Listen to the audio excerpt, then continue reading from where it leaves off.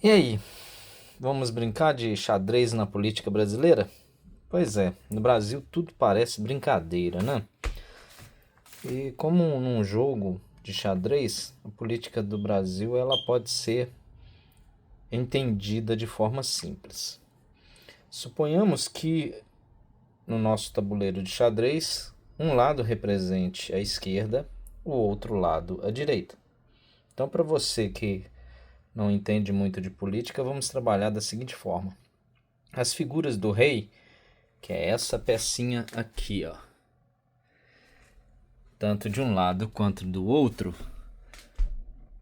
vão representar aí um sistema político. Deste lado, nós vamos ter a esquerda. Do outro lado, a direita. Então, esse é o sistema político que a direita defende e esse é o sistema político que a esquerda defende. Sozinhos, essas duas peças no jogo são frágeis e fáceis de serem derrubadas. Para isso, elas têm que ter todo um conjunto de circunstâncias ou de outras peças que trabalhem para defender, então, cada um o seu sistema.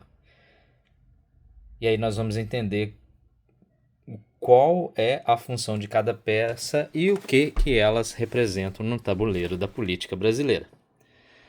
A rainha é uma das mais poderosas. Ela consegue, com a sua forma de movimento dentro do xadrez, muitas vezes mudar as circunstâncias. Nós vamos ter a rainha como se fosse o poder executivo, na pessoa do presidente da República. Então, na esquerda, nós temos hoje o Lula como a rainha que vai defender o sistema político de esquerda.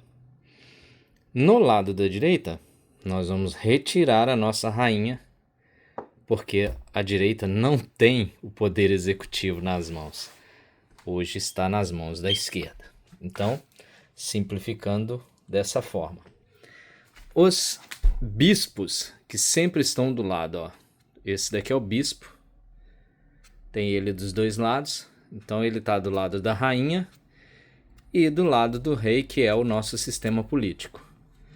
Tanto de um lado quanto do outro. Nós vamos entender os bispos como o sistema judiciário brasileiro, por causa da sua forma e longo alcance que impõe aí temor às outras peças, cada uma na sua área, né? Tanto a esquerda, os bispos da esquerda, quanto os bispos da direita. Só que nós temos um problema. Se nós consideramos estes o poder judiciário, na pessoa do STF, nós vamos ter que fazer uma contagem básica. 11 ministros do STF, 9 deles foram colocados por presidentes de esquerda ou ligados à esquerda. Então, do lado da esquerda, nós vamos deixar as duas peças de bispo, mas do lado da direita, nós vamos remover um, porque a gente só pode contar com um ou dois juízes aí que foram colocados por presidentes de direita. Isso seria estranho, porque o sistema judiciário deveria ser independente, mas não é.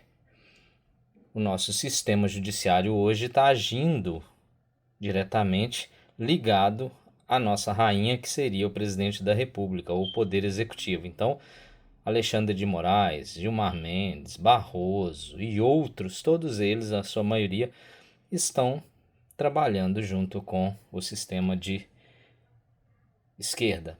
Ah, mas como você sabe, pode afirmar isso? Através das decisões que o nosso Supremo tem tomado.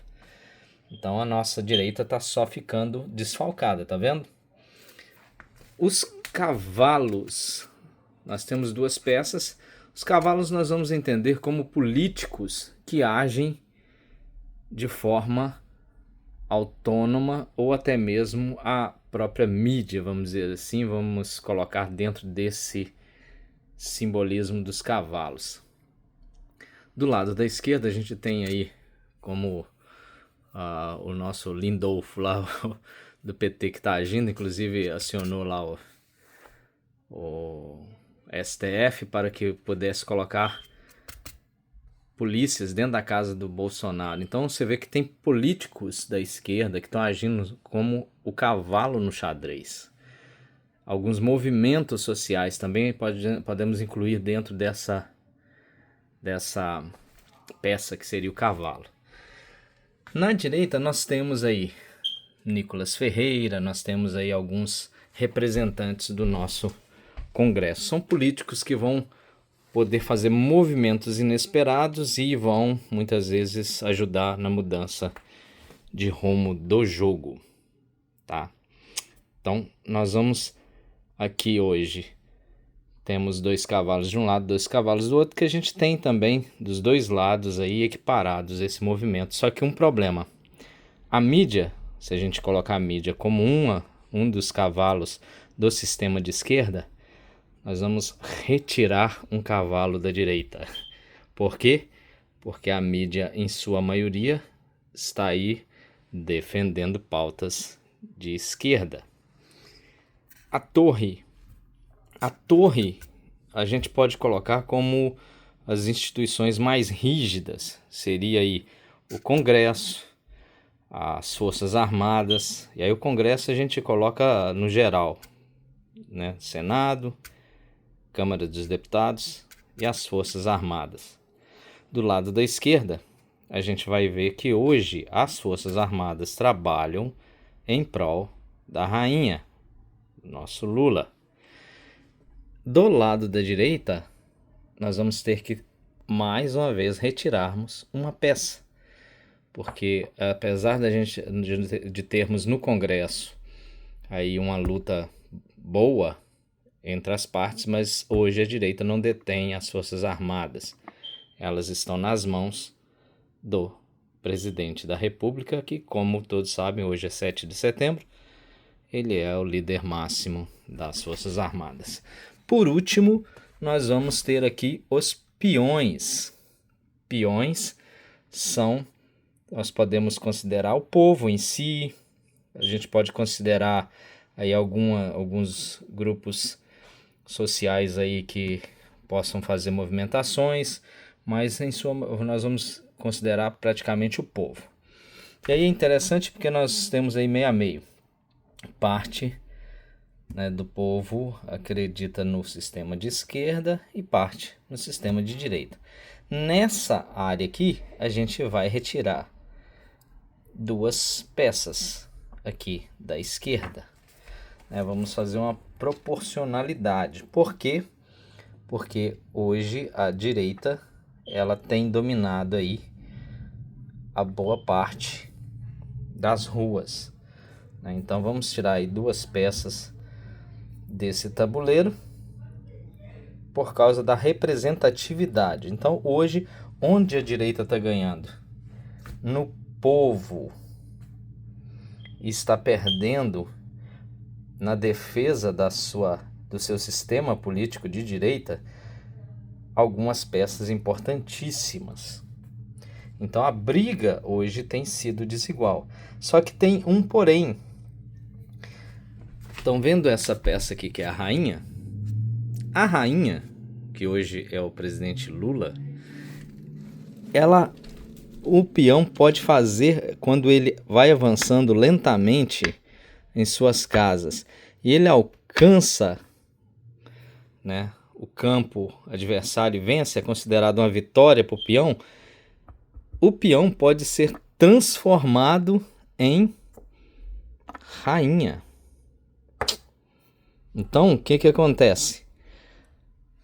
Essa peça ela é importantíssima porque ela, se considerarmos como o povo, do povo podem sair os representantes dos outros órgãos que eu citei, mas do povo sai a peça mais importante da defesa do sistema, que é o executivo. Então, assim como Lula saiu do meio do povo, assim como Bolsonaro um dia saiu do meio do povo, o povo pode também ter essa chance de mudar o quadro. E aí, se você colocar uma rainha de volta no sistema, automaticamente a outra rainha tem que ser retirada. E isso muitas vezes muda o quadro do jogo nas mãos de um bom jogador de xadrez. Então fica aí a dica, vamos pensar.